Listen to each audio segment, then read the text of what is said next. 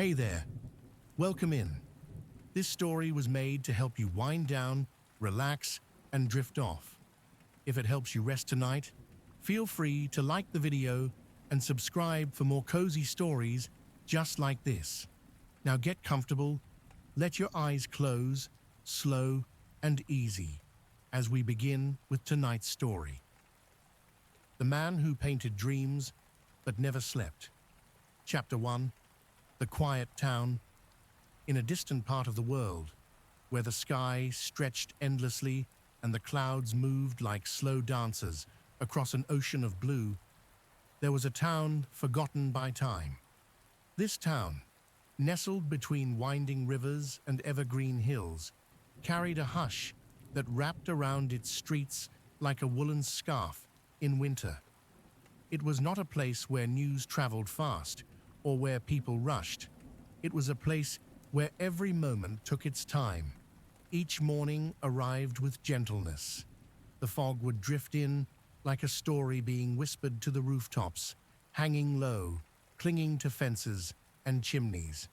Windows would glow from the inside, one by one, as people slowly began their day. The smell of fresh bread rose like a prayer into the air. From the corner bakery came the quiet clatter of pans, soft humming, and the rhythmic tap of dough against oak.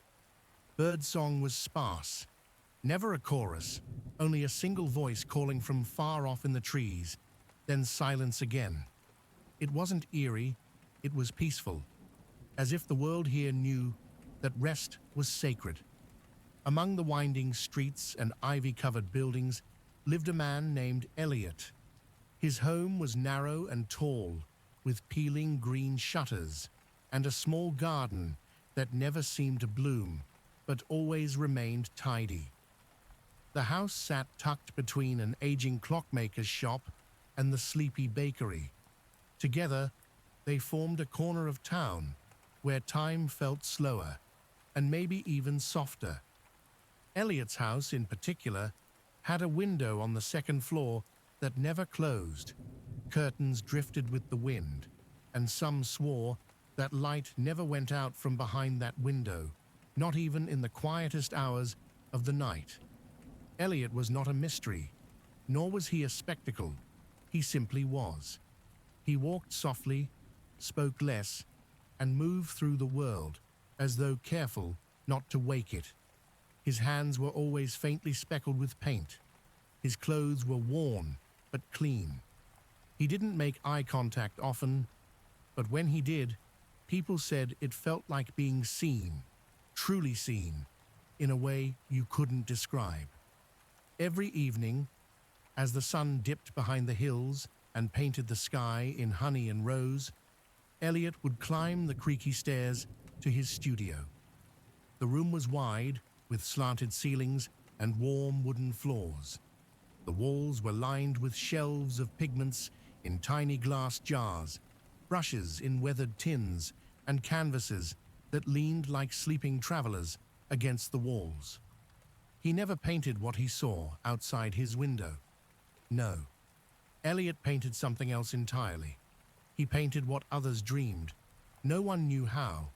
No one asked anymore. Some said he was cursed. Others believed he had made a silent pact with some unknowable force, a trade of sleep for sight.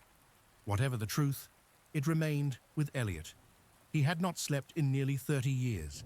Instead, he listened to the world, to the air, to something invisible that others could only feel in glimpses. He would sit at his easel and wait. Hours would pass. He rarely rushed. And then he would begin. The brush would dip, swirl, glide. Colors would form. Strange, beautiful colors that couldn't be named, only felt. The paintings were soft and vast, filled with moments no one had spoken aloud. A field from someone's childhood. A hallway with flickering lights. A long-lost pet, resting peacefully under a tree that no longer stood. He painted places people forgot until they saw them again, on canvas, in oils, under Elliott's hand. Outside, the town would settle. Children would climb into beds, the bakery's ovens would cool, and the clockmaker's last tick would echo into stillness. But Elliott remained awake and painting. Sometimes he would pause and sip warm tea that had long since gone cold. He didn't seem to notice. He would glance toward the window, eyes tracing the gentle swirl of fog as it rolled through the alleyways. The silence wasn't empty. It was alive. It hummed faintly. It held weight. In these moments, Elliott would close his eyes, not to sleep, but to listen, not to dream, but to catch the dreams of others, carried to him on threads of mist and memory. His brush would lift again. The canvas would change. And deep in the quiet town, one more forgotten dream would come to life, stroke by stroke, in the hands of the man who could never sleep. Chapter 2. The Visitors. The door to Elliott's studio had no bell. It swung open with a soft, weathered sigh, always at its own pace, as if it too had learned not to rush. Inside, the air was unlike the outside world, still, but not stagnant. It was thick with a quietness that felt sacred, like the pause before a prayer. The light filtering in through tall, dust-speckled windows was warm and golden, catching the motes that danced lazily in the air. The space felt lived in, but never cluttered. Canvases leaned gently against the walls, each one wrapped in thick brown paper and tied with twine.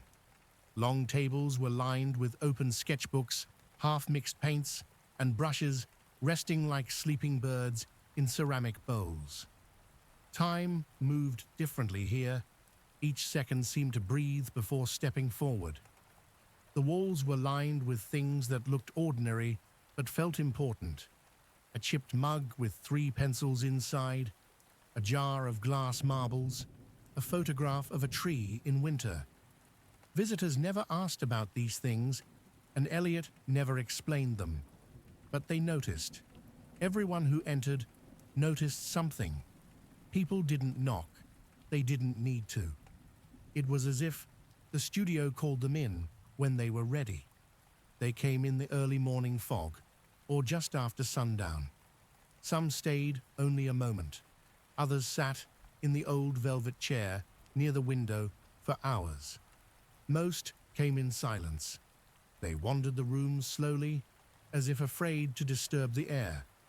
Elliott would often remain still, seated behind his easel, his hands resting on his lap, or gently folded as if in meditation. He would glance up when they entered, offer a small nod, and return to stillness. Then, after a moment, or 10, he would rise and walk to one of the wrapped paintings. He never looked at more than one. He knew which one was theirs, always. He would hand it to them wordlessly. They would take it, often with a trembling hand, and find a place to sit, unwrap it slowly, and look. There were always reactions, always. Some gasped, some began to cry, quietly, privately. Others smiled and stared. Long and lost in the memory, the painting returned to them. It was never what they expected, but it was always something they recognized. One elderly man, bent and quiet, had not spoken in nearly a year since his wife passed. He walked into the studio and sat. Elliott handed him a painting, wrapped in brown paper. The man held it on his lap for a long while before unwrapping it. Inside was an image of a garden, but not just any garden, his wife's garden. The tiny stone bench she loved, the pink roses she had planted, the little blue watering can, all there. The man touched the corner of the painting gently, and a tear rolled down his cheek. "She used to hum while she watered," he said, barely above a whisper. "I'd forgotten that." Another visitor was a woman who had come from far away. She wore city shoes and carried tension in her shoulders. She didn't sit, she paced. Elliott watched her for a long time before retrieving her painting. When she unwrapped it, she saw a child's drawing. Not a perfect painting, but a loving replica of a picture she had drawn when she was 5. Her house, her mother, the sun smiling in the corner. Her knees gave out, and she sat on the floor. "No one has seen this since I was a child," she said. The studio itself responded to the presence of visitors. Sometimes the light grew softer. Sometimes the rain would begin outside, tapping lightly on the windows. Other times, the wind would stir the curtain in just the right way, as though the room was sighing with them. Children came too. They often entered, holding their parents' hands, peeking from behind legs. Elliott would crouch low and meet their eyes gently. He would offer them small folded papers with drawings inside, balloons floating into a cloud, a cat curled on a windowsill, a moon with a sleepy face. They would giggle, sit cross-legged on the rug, and stare at the paintings on the wall. Some whispered their dreams to the room, not even to Elliott, as though the air would carry it to him. Sometimes, a visitor would bring something, a letter, a keepsake, a memory too heavy to hold. They would leave it on the table near the door. Elliott never moved these things, but somehow they disappeared, absorbed into the space, into the stories he painted. And all the while, Elliott painted. He painted in silence, with the patience of someone who had stopped needing time to behave a certain way. His brush moved like a breeze, never hurried, never still for too long. He gave the world back to those who had forgotten parts of themselves. He gave it back in canvas and color. And when the visitors left, they walked slower, as if they had stepped out of a dream, or deeper into one. Chapter 3. The Girl Named Junie. Junie was no older than 7 when she first wandered into Elliott's studio. The door had been left slightly ajar, creaking gently as she nudged it open with her shoulder. She clutched a worn, stuffed rabbit in one hand and a half-eaten cookie in the other, crumbs trailing behind her like soft glitter.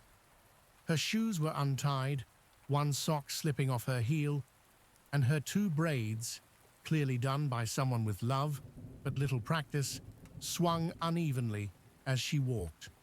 She entered without hesitation, drawn not by curiosity, but by something quieter, something deeper. She didn't seem frightened, only thoughtful.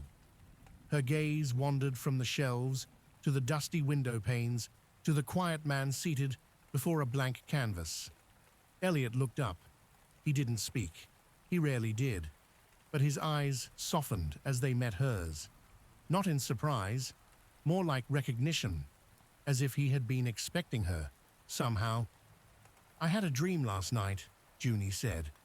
Her voice was light and clear, the way wind chimes sound on the first warm day of spring. Elliott didn't respond. He simply waited. "There was a tiger," she continued, stepping closer. "But he wasn't scary. He was blue like the sky when it's getting dark, but not all the way. And his fur had stars in it. Not painted stars, real ones, little glowy ones." She paused, looking down at her rabbit for a moment, then back up.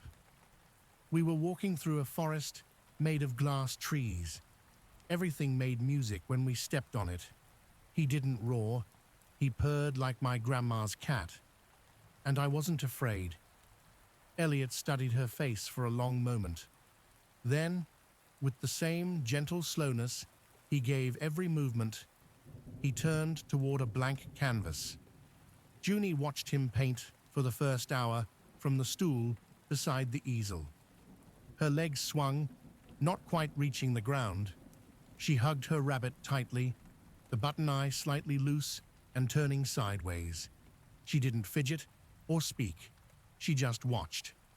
Elliott mixed colors with patience and care. He reached for rare hues: cobalt, sapphire, moon-glow white. He stirred metallic powders into his paints, giving them a shimmer that caught the light like stardust.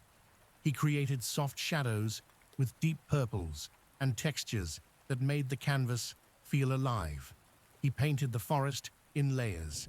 First, the canopy of glass trees, each branch a delicate shimmer.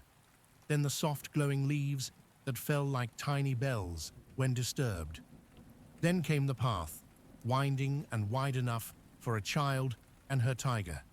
Finally, he painted the tiger, regal, calm.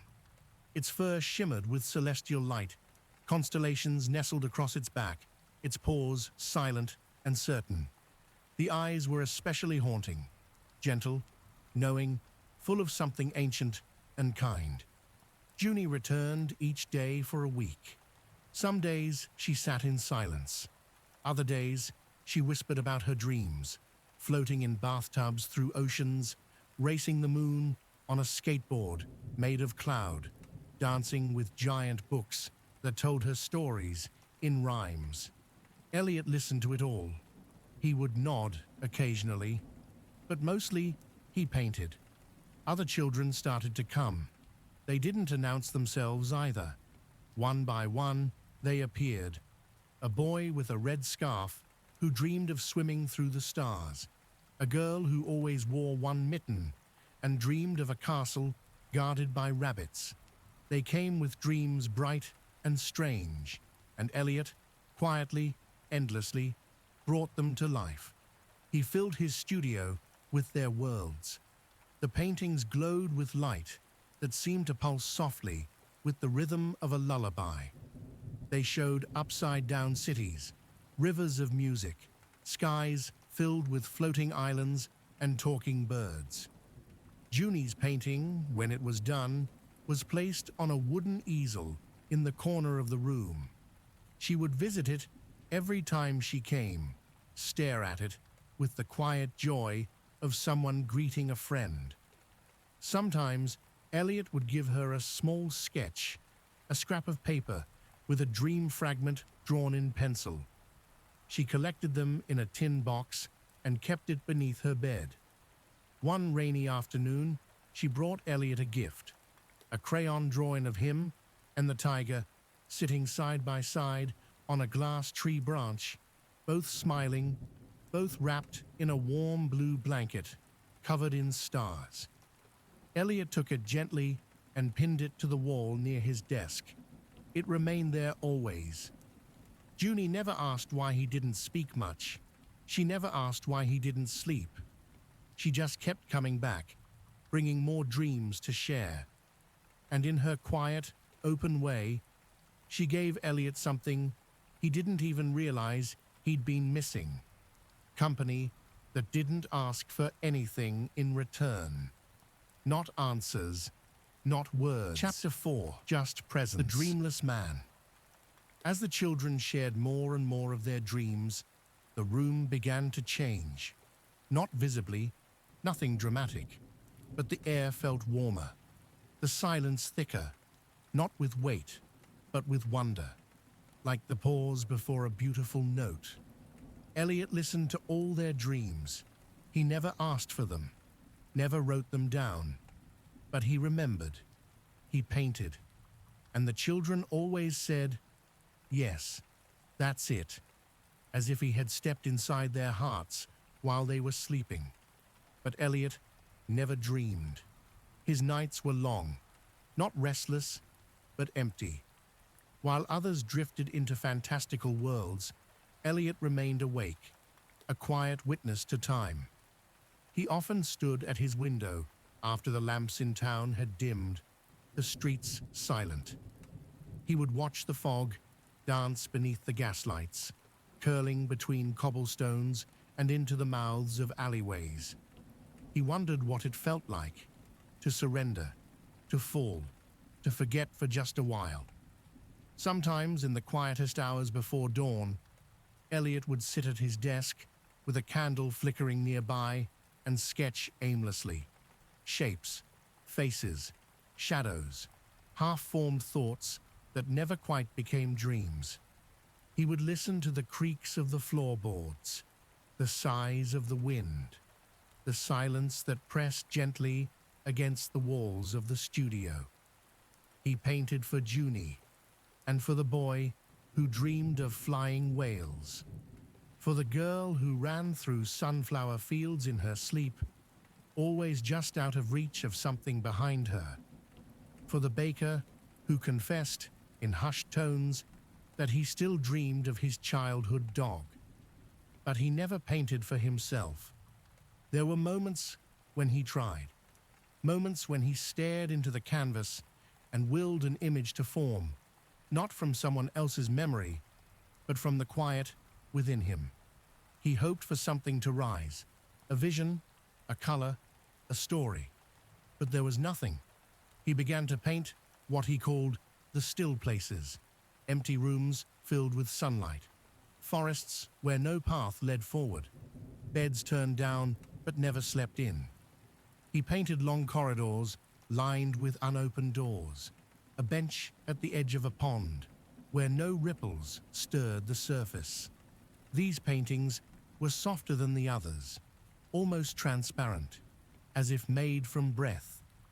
He wrapped them too, but never gave them away. He placed them in the back room, his private gallery of everything he did not understand. Sometimes he would sit in that room for hours. The wrapped canvases leaned quietly against each other, lined like sleeping books.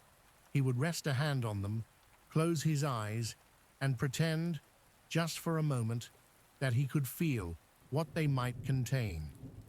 He never told anyone about this room. He began to notice things others could not. How the moonlight moved differently each night. How the sound of footsteps changed when people walked through fog. How silence, when held long enough, became almost musical. Elliott found comfort in repetition. The smell of fresh canvas, the sound of the brush tapping the rim of the jar, the slow stretch of dawn peeling open the sky. These things didn't ask for anything. They simply were. Like him. He wondered sometimes what it would be like to be held in a dream. Not to witness, not to render, but to fall completely into that soft darkness. To forget the studio, the town, the hours, to be carried. He tried once, lying back in his old armchair, eyes closed, hands still.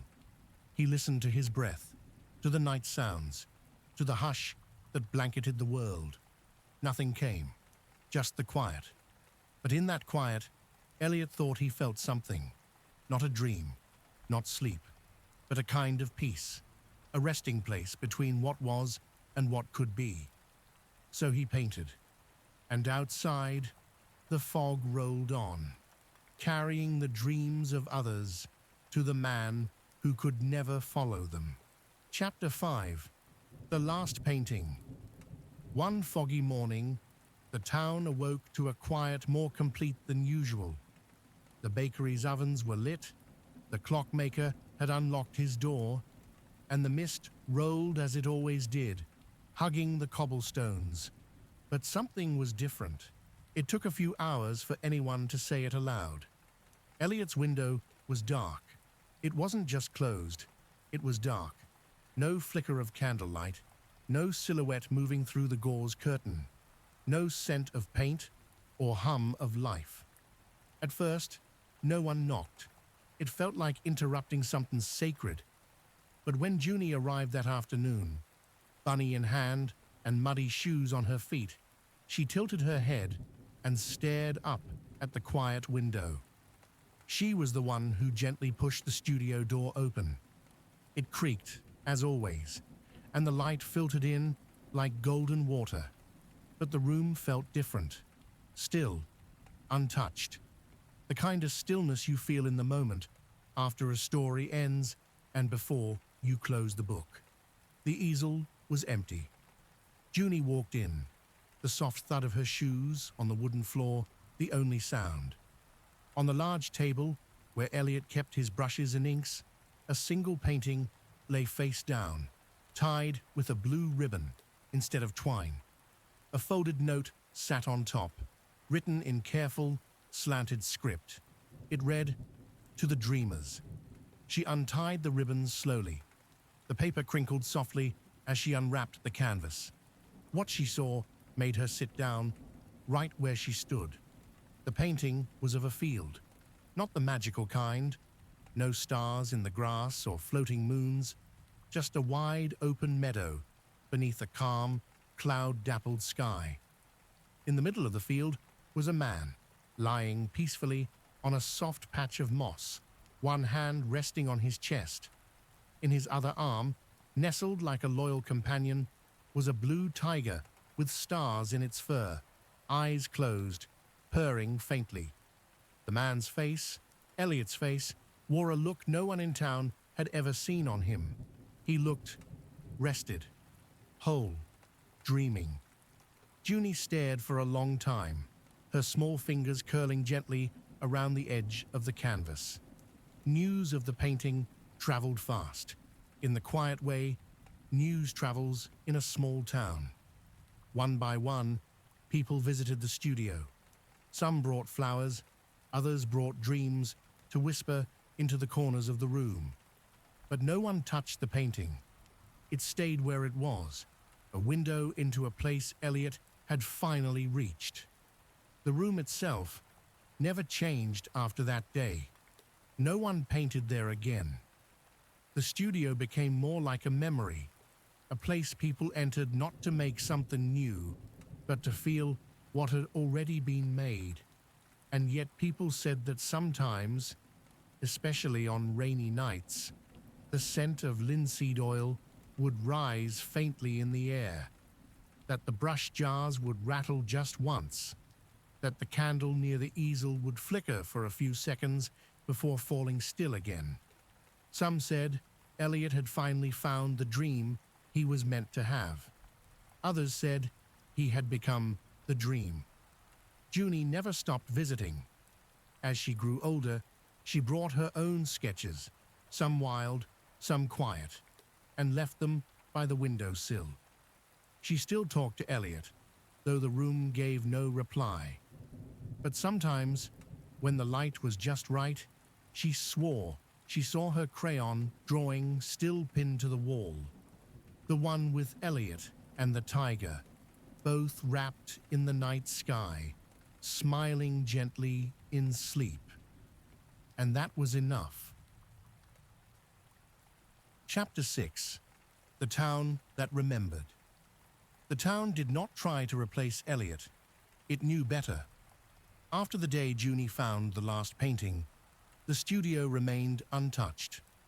No one moved the easel. No one repurposed the room. The building stood like a quiet monument, and somehow, without planning or agreement, the townspeople simply let it be. At first, people came to see the painting. They walked softly through the studio, as though the air still remembered Elliott's presence. They paused in front of the canvas, where he lay resting in a field, the blue tiger curled at his side. Some cried, some smiled, many simply stood in silence, their own reflections softened in the sheen of the brushstrokes.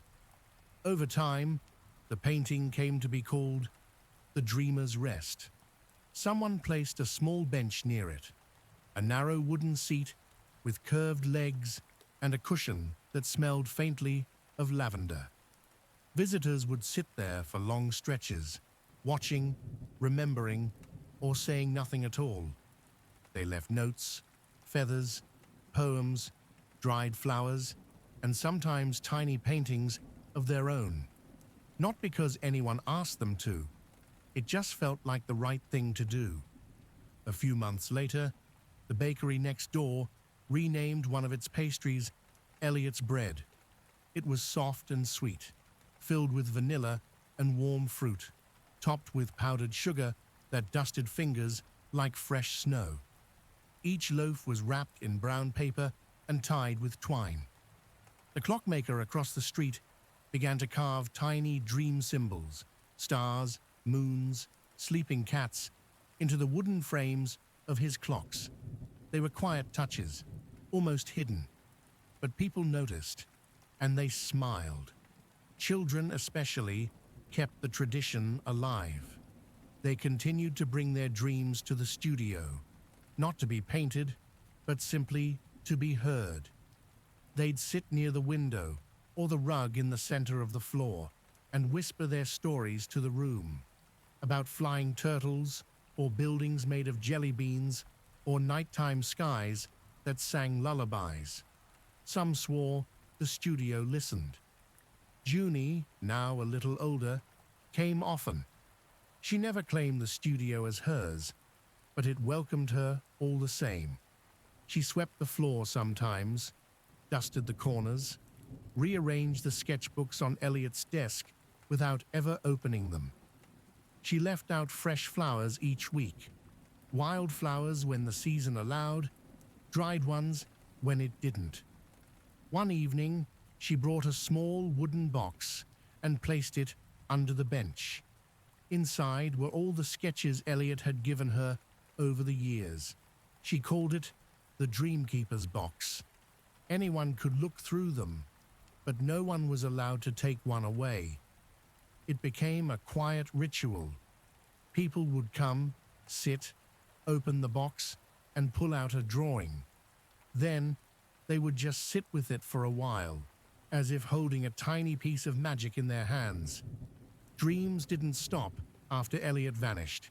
If anything, they grew richer. People began to share more openly. They painted, sketched, told stories. They created lullabies and carved little animals from driftwood. They dreamed together, sometimes in circles under the stars, sometimes in solitude, but always with a sense of connection, one dream brushing softly against another. The studio became something more than a room. It became a feeling, a hush that lived in the air, a warmth in the belly when the fog rolled in, a gentle pulse that beat just beneath the town's surface. And though no one saw him again, Elliott was never truly gone. He lived in the quiet between stories, in the colors of the sunset, in the hush before sleep. The town remembered, and it dreamed on. Chapter 7. The Archives. Above the studio, tucked away in the attic beneath a creaky hatch and a ladder that groaned under the weight of time, there was a room that almost no one knew about. Elliott had mentioned it once, long ago, to the clockmaker in passing, and the memory had drifted around town like a rumor too quiet to chase. Some thought it was a storage space. Others didn't believe it existed at all. But it was Junie who found it. It was a rainy evening, the kind where everything feels slower, and the sound of droplets becomes a lullaby against the rooftops. She was dusting behind the tall bookshelf when her fingers brushed against a groove in the wall. The panel gave slightly under her touch. Behind it, a thin rope hung down. She pulled it gently, and with a long wooden creak, a ladder unfolded. The attic smelled of cedar and rain, and something older, like forgotten dreams folded in cloth. The floorboards whispered under her feet. Shafts of soft light poured through a round window, dusted with cobwebs, and around the room were boxes, dozens of them, each one tied with ribbon. Inside were sketchbooks, letters, tiny rolled-up scrolls, and paintings. Not the kind he gave away. These were different. These were raw, software messy, some unfinished, some just beginnings. There were watercolors bleeding into the margins, graphite doodles drawn over journal entries, ideas scribbled in the corners of yellowing pages. There were stories too, entire dreams, written down in Elliott's spidery handwriting. Some were short, no more than a few lines. Others spanned pages. They told of floating trains and doorways made of fog, of people who dreamed in color so vivid it made them cry, of silent towns where everyone spoke in symbols drawn in the air, of a sea made entirely of mirrors, where travelers caught glimpses of the lives they'd never lived.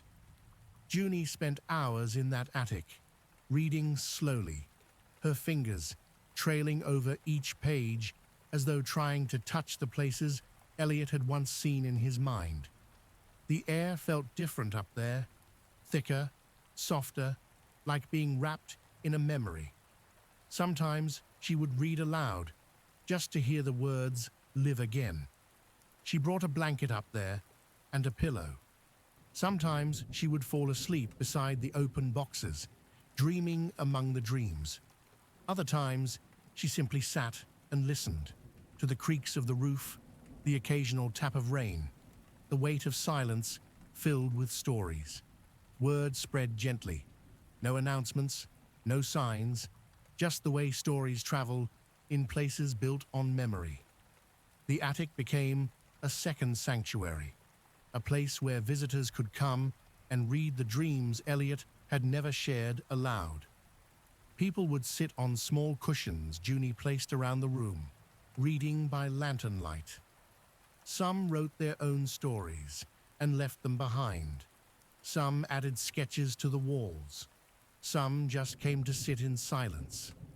One child brought up a small dream he had painted in secret. A sky where the stars whispered bedtime stories to each other. Another visitor, a musician, composed a soft lullaby and played it in the corner one misty afternoon. The notes seemed to hang in the air long after she had gone. A woman who had once lost her memory to illness visited and read from one of Elliott's letters. She claimed it brought back a dream she hadn't remembered in years, the last one she shared with her sister before forgetting her name. And so, the archives grew, not in size, but in spirit. Each story left behind joined the breath of the room. The pages rustled sometimes when no one touched them. The window would fog up slightly and clear again, as if the attic itself exhaled and sighed. It was called the Archives, and it was never locked. Chapter 8. The Dreamer's Garden. Behind the studio, through a narrow gate that most townspeople hadn't noticed before, there was a small patch of earth. It had once been overgrown with weeds and bramble, a forgotten space where rainwater pooled and shadows lingered long after dusk. But slowly, gently, something began to change. No one claimed to plant anything. No gardener ever came. Yet within weeks of Elliott's disappearance, flowers began to bloom. They weren't like the flowers that line the front porches of the town's cottages. These were different. Their colors shifted in the sunlight, soft blues that turned to lavender, pale golds that glowed silver under the moon, petals that shimmered when touched by rain. Some bloomed only at night, others opened only when someone was near. Children were the first to find the garden. They followed a trail of feathers and smooth stones one misty morning, and what they found was a wonderland. Trees that hummed softly, vines that spelled out shapes like cursive letters in the air, blossoms that smelled like places you'd forgotten, a grandmother's lap, a favorite blanket, the soft drift of sleep after a long cry. The adults came slowly, hesitant. They brought with them offerings, old journals, photographs, tiny dream catchers made of thread and twigs. They didn't speak loudly. No one did. The garden was not a place for noise. At the center stood a bench made of driftwood and etched with carvings. No one remembered seeing it placed there. It just appeared. On its surface was a single sentence. To dream is to live twice. Junie visited often. She brought candles that flickered in the wind, tucked into glass jars. She left them beside the bench, along with new sketches and poems folded neatly into origami stars. She didn't sit much. She just walked, slowly, trailing her fingers over soft leaves, brushing her palms against the moss-covered stones. On some nights, fireflies would gather around the trees and move in swirling patterns. They'd pulse in unison, as if following a lullaby that no one could hear. People who watched often found themselves drowsy, lulled by the rhythm of the lights. The townspeople began calling it the Dreamer's Garden. No one claimed ownership. It didn't need it. Like the studio, like the attic, the garden belonged to everyone and to no one. Strange things happened there. Grown-ups who hadn't remembered their dreams in years began waking with images in their minds, clear, full, and soft as morning light. Some saw Elliott in those dreams, not as a ghost, but as a presence, calm, smiling, always at peace. Children said they saw the blue tiger sometimes, walking silently through the trees at night. It never looked at them directly, but they felt its gaze, kind, watchful, like a guardian. No one built a fence, no signs marked its entrance. Yet people found their way, and when they left, they always did so slowly, as if their feet had forgotten the rhythm of the waking world. The garden remained. It bloomed, not from soil, but from memory. And in every petal, every rustling leaf, every quiet moment shared beneath its sky, Elliott's dream continued to grow, gently, eternally, together, and it was never locked. Chapter 9. Letters to the Sleeper. It started with a single notebook. Someone, no one knew who, left a leather-bound journal on the bench in the Dreamer's Garden. The cover was dark brown and soft from wear. The edges curled slightly, like it had been carried through many seasons. On the first page, in small, careful handwriting, were 5 words: Letters to the Sleeper, for Elliott. Beneath it, one simple note: Thank you for painting my daughter's dream. The next day, there was another note, then another, then a drawing, then a poem. Within a week, the journal was full. People began writing to Elliott as if he was still here, not because they thought he'd read them, but because it felt good to speak to him again, to tell him things they had never told anyone, to whisper stories into the page, the same way they had once whispered them into his studio walls. Junie placed a small wooden chest beneath the bench to collect the overflow. It filled quickly. The words were soft and sacred, never loud or heavy. Dreams, memories, gratitude, apologies, hopes, confessions. Your paintings reminded me who I used to be. I dreamed of my mother for the first time since she passed. I never told anyone about the stars I see when I close my eyes, but I think you did. Some letters were from children, drawn in crayon and covered in glitter. Some were written on napkins, postcards, and notebook paper with the lines crooked and worn. Each one held a kind of hush, a reverence only dreams can inspire. People began visiting the garden not only to sit and breathe, but to write, to speak from the quietest corners of their hearts. Some stayed for hours, journaling by candlelight or the soft hum of dusk. And as more letters filled the chest, something strange began to happen. People said their sleep became deeper, softer, more colorful. They woke with the sensation that someone had listened, that someone had been there, sitting beside them in the quiet dark. Some dreamed of Elliott, not the man with tired eyes behind a canvas, but the Elliott from his final painting, resting, dreaming, whole. They said he walked with them in meadows of soft blue, or sat beside them by rivers that hummed lullabies.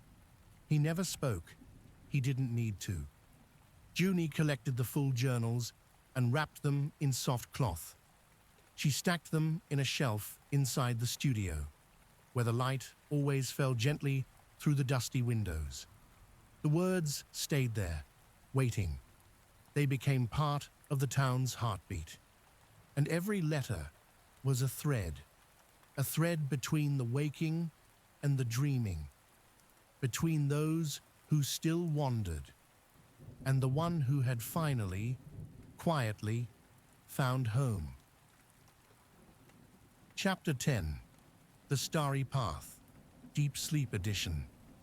One winter night, just as the last of the autumn leaves had crumbled into the soil, something new appeared in the town. It wasn't loud or bright. It didn't come with a storm or a sound. It simply shimmered into being, quietly, as all important things do. It was Junie who first saw it. She had returned from the garden late, a candle in one hand and her scarf trailing behind her like a tail of fog. As she passed the old oak tree behind the studio, something caught her eye, a faint silver glow, not quite on the ground, not quite above it. A path, made of starlight. It wound gently into the trees behind the studio, not deep, just enough to vanish into mist. It pulsed with a soft rhythm, like breathing. And when she stepped close, the air changed. It felt warm, familiar, like standing in the middle of a memory she hadn't had yet. She didn't follow it that night. She only watched. The next morning, the path was gone. But 2 days later, it returned. This time, others saw it too. A boy with a telescope said it hummed faintly, like a lullaby made of wind. An old woman claimed she saw Elliott's shadow walking it, slow, unhurried, peaceful. The townspeople didn't try to chase it. They left it alone. Instead, they gathered near it when it appeared, sitting in soft circles with lanterns and blankets. They would sing sometimes, softly, or tell stories, or just sit in silence, watching the shimmer stretch into the trees. Some nights, it grew longer. Others, it curled around the garden and stopped at the studio door. Junie began placing stars along the edge. Small paper ones she folded herself, each one containing a wish, or a memory, or a name. Children copied her. Soon the path sparkled not just with light, but with the quiet hopes of the entire town. People began calling it the Starry Path. No one knew where it led. No one needed to. The mystery was part of the comfort. It was enough just to know it was there, that there was still magic woven into the world, that dreams didn't end. They wandered. Sometimes a visitor would come from far away. They'd hear about the town, the garden, the studio, the path. They'd stay a day or two, write something in the letter book, leave a flower, then walk along the edge of the glowing trail with their hands in their pockets, heads tilted like they were listening for something. And maybe they were. On the quietest nights, when the moon was a sliver and the sky a blanket of silver dust, people swore the path moved, that it reached toward those who needed it, that it called softly, not to the ears, but to the heart. It never stayed long, but it always returned.